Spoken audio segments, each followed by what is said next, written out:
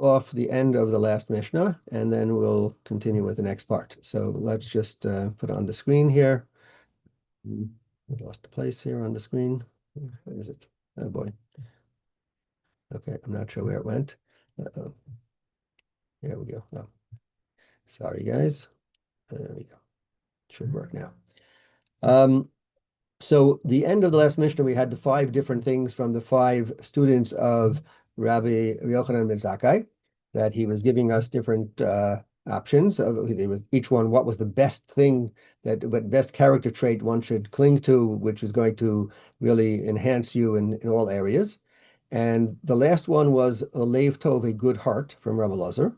And Rabbi Yochanan ben Zakkai said, Omar lahem, he said to them, Roeh ani es divrei Elazar ben Arach midivreichem.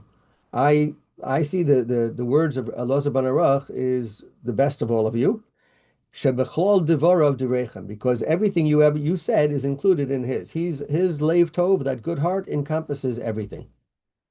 We'll just read the next part and then we'll come back. Amar lahem, he said to them, Su'uru'u ezo hi derech ra'a sheyisrachek mimenu ha'adam. So go and find out, go and see what's the bad way that what's the bad thing that a person should distance themselves from. We talked about what was the good thing to cling to. Now what's something that's bad that you should make sure you stay away from to distance yourself. And again, there's going to be 5. Most of them are going to be the same opposite, it seems. Rabbi Eliezer, for example, the first one is ayin ra, an evil eye. He had said a good eye. Now he says an evil eye. One of them is a little different, and we'll get to exactly what the changes are. Okay, so let's just go back. So he said that a leiv tov is something that includes everything else. So interestingly, the Rabbeinu Yonah, he says that a person who has a good heart, that this character trait is in him, so that person is going to be good to his friends, he's going to be good to his neighbors, he's going to be good to everybody, because it's inherent in him. And he says he'll also be a generous person. And then he says as follows. He says, if a person is going to be generous with his body and his heart, if you're going to have a generous feeling towards people, and you're going to actively do acts of generosity, then you will also automatically be the type of person who's going to be generous with your money. So he seems to say that just if you're willing to go help people physically and do all kinds of things, then you're going to be willing to give them money too. You're not going to be stingy about it. And then he says another thing which is important, which is that a person like this is going to have all of the other good character traits, because the leiv tov is your desire. It's what you want. It's your will. It's a person who wants something and has a will for something, and desires something, that is stronger than action. Interestingly, he says that desire is stronger than action, because you can do a lot of actions and just kind of mechanically go through the motions. You can do good things and mechanically go through the motions. But when you do it with feeling, when you do it with your heart, it makes it into a whole different game. It's a whole different act. There's like, we got to take giving tzedakah, right? If you give somebody something and you just reach into your pocket and you say, okay, here's a few dollars, whatever it is. Okay, you did the action, you gave him the money. But if you do it with feeling that I want to help you, and that feeling especially is transmitted to the other person, then it is going to lift that action up to be just much more than just the fact that you gave him the money. Additionally, and you translate into your relation to Hashem, when we do a mitzvah, doing a mitzvah with the feeling of I want to do the mitzvah, I care about the mitzvah, has a greater reward, and it means much more than just going through the motion. So that's how Rabbeinu Yonah understands it. The Tiferes Yisrael says also along those lines, in terms of that one who has the good heart is going to be doing all these things for everybody else, and therefore it includes all those other things. But he also adds another idea, which is a little bit, maybe a little different in a sense. He says that the good heart is connected from your guf, your body, in the sense that it's going to make that the behavior, whatever it is going to become second nature. Right? In other words, when we do things, the goal is to make it that you do it without having to think about it, because it becomes part of you. So a good heart means it's internal. It's coming from the inside, and that makes it become part of you, and it's natural. Whereas if he compares it to an ayin tov, the good eye, he says that's more from the intellect. So the intellect has to say, oh, um, this is a good thing to do, and therefore I'll do it.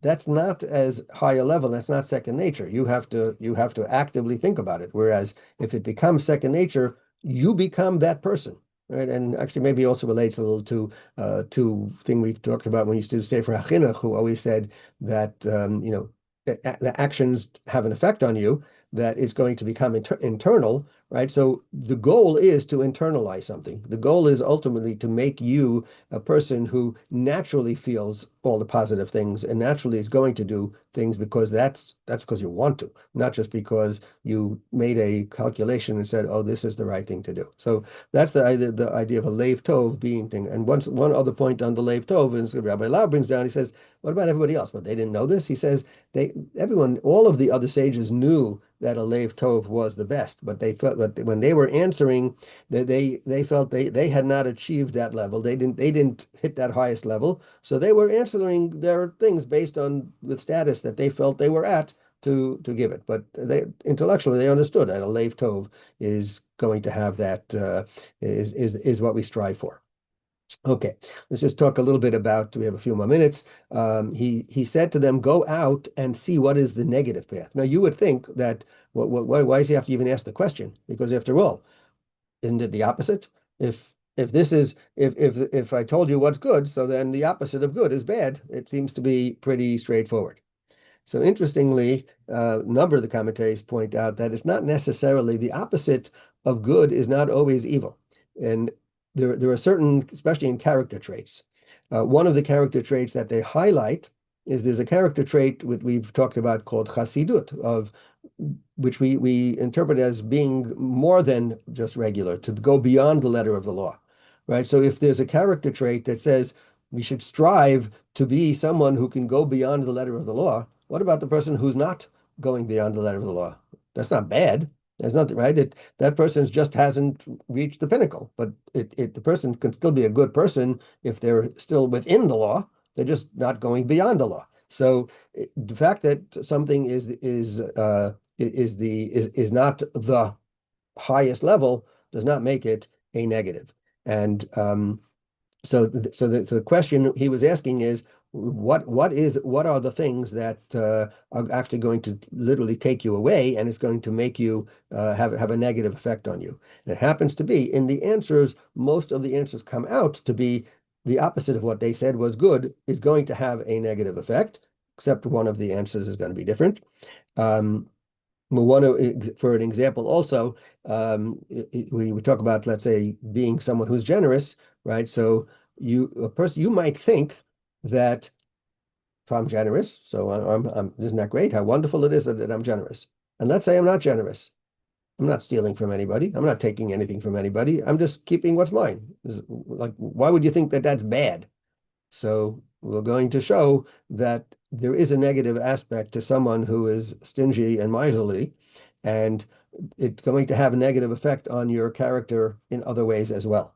And so even though technically you're entitled to keep what's yours and you didn't do anything wrong in terms of taking it from anybody, but there still could be a negative. And we'll just end with one other idea about it, which Shlomo comes from King Solomon, that Shlomo HaMelech, he says that a small fly can totally ruin an expensive jug of oil, right? So you have, in other words, like one little thing, you can have something that's a big thing, and one small thing can ruin that big thing that's very precious.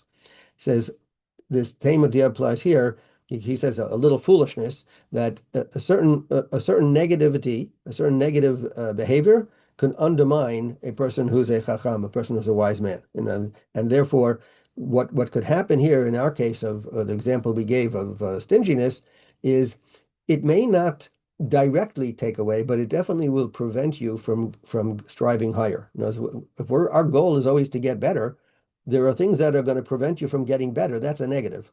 That's not just an even Steven, and there's nothing to it. It's a negative if it's going to prevent you from having the ability to become a better person. And therefore, even something like stinginess, where it's your money, but it is going to have a negative effect on you in terms of your ability to strive higher and become better. We'll hold it there for today.